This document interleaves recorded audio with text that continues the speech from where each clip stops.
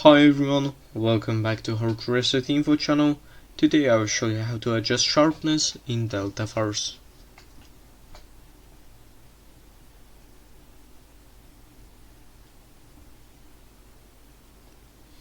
So as you see, I'm ready on the main menu.